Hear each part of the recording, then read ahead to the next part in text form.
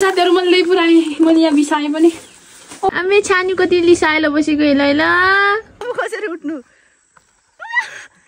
अब पानी हालियो हेर्नै साथीहरु अब यसलाई म बोकेर लानु पर्ने हुन्छ साथीहरु सेवाहरु welcome back to my YouTube channel final साथीहरु आज पनि मैले भ्लग लिएर आइसकेको छु साथीहरु सबैले हेर्दिनु होला आज भ्लग चाहिँ अब विशेष त्यस्तो खासै केही पनि छैन र चाहिँ घरकै कामहरु छ अनि लसुन ससुन उखाल्ने अनि लसुन उखालेको बेला यसो थोरै बनाउन त कन्टेन्ट भनेर मैले बनाउँदै छु हेरिदिनु होला सबैले हेरेर माया गर्दिनु होला फाइनल साथीहरु हाम्रो गाउँमा चाहिँ एकदम उग्रिराखेको छ आज चाहिँ अनि अब चाहिँ म आज चाहिँ टक्क किचन लिपेर चाहिँ लसुन उखाल्नु जान्ने छु त्यो म चाहिँ अब गोबर ल्याउन जानु आटेको गोबर पहिलादेखि गोबर ल्याउने हाम्रो भाडा चाहिँ यो है हाम्रो घरको त्यही भएर म चाहिँ अब तल बारीमा जान्छु गोबर ल्याउनु अनि गोबर लिएर गोबर माटो मुछेर सैकी किचन लिपेर अनि चाहिँ लसुन उखाल्नु जाने लाग्यो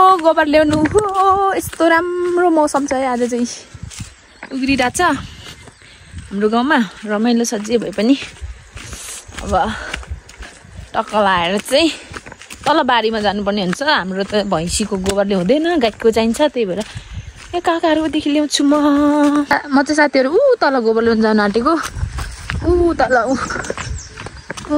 यो गोठमा त्यहाँदेखि गोबर ल्याउँछु अनि आउँछु कति राम्रो बाछा छ यहाँनिर फाइनल साथीहरु अब यो गोबर टिप्नु पर्ने हुन्छ के गर्नु गाउँघरमा अब यस्तै हो गोबरले घर लिप्नु पर्ने हुन्छ जसरी भए पनि अनि यो गोबर चाहिँ यसरी टिप्नु पर्ने हुन्छ अनि यसरी टिपेर चाहिँ लानु पर्ने हुन्छ अनि मुसेर हिलोसँग चाहिँ मैले गोबर पनि टिपिसके अब यो गोबर लान्छु अनि त्यहाँदेखि म घर लिप्छु है आया गरौँ पो हुन्छ त गोबर फेरि भर्खर आया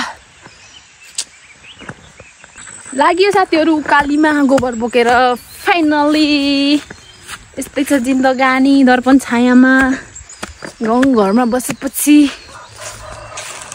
यतिको त हुनै पर्यो भने जस्तै हो के साह्रो फुल फुल्छ हाम्रोतिर आम्मा कसको फुल्छ यति साह्रो फाइनल साथीहरुले पुरै अब यो कालो भाडामा गोबर र माटो है मुस्नु पर्छ है अनि लिप्नु पर्छ भालै चाहिँ यतिको चाहिँ हुनुपर्छ फेरि यतिको चाहिँ अरे वाह अब पानी हालियो अनि मुस्नु पर्छ हामी छानी कति लिसाएला बसेको हेला उठ्नु कान्छा उठ्नु यिनीहरू नबोलेको रहेछ अब यस्तरी मुसेर लिप्दा चाहिँ बलियो हुन्छ क्या गाउँमा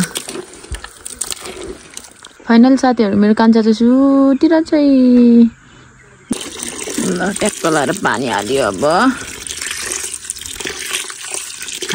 पर्ने हुन्छ यो सेतो माटो चुला लिप्नुको लागि यो चाहिँ अनि चुला लिपेर चाहिँ गोबर माटोले भुइँ लिप्नु पर्छ अब यो माटो सेतो माटो है साथीहरु यो चाहिँ फाइनल सेतो माटो यो चाहिँ चुला लिप्नु पर्छ किचनमा अनि भुइँ लिप्नुको लागि चाहिँ गोबर माटोले फुलहरु यस्तरी फुलेको छ है हाम्रोतिर चाहिँ यस्तो दामी गरी यति बेला चाहिँ यस्तरी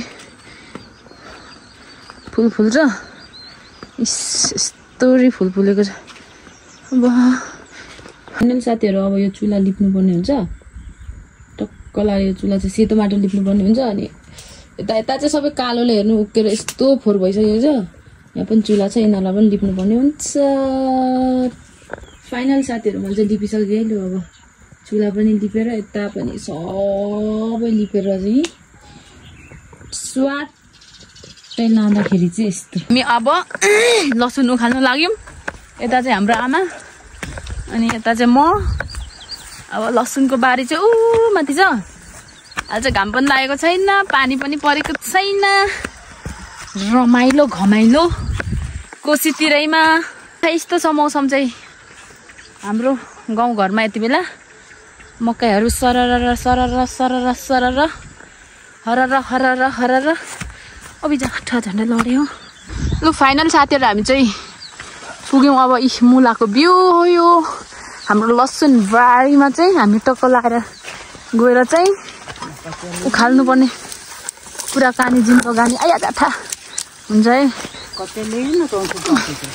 लसुन बारी चाहिँ हाम्रो लसुन चाहिँ फाइनल साथीहरू एकछिन म देखाउँछु।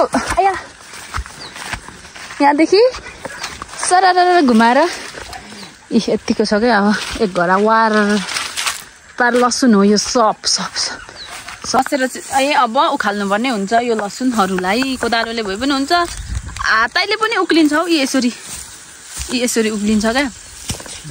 फाइनल साथीहरू हाम्रो आमा चाहिँ लसुन उखाल्दै हुनुहुन्छ एकदमै। अब वारपार उखाल्नु पर्ने हुन्छ परसम्म। यति उखालियो, अब अझै कति धेरै उखाल्नु छ।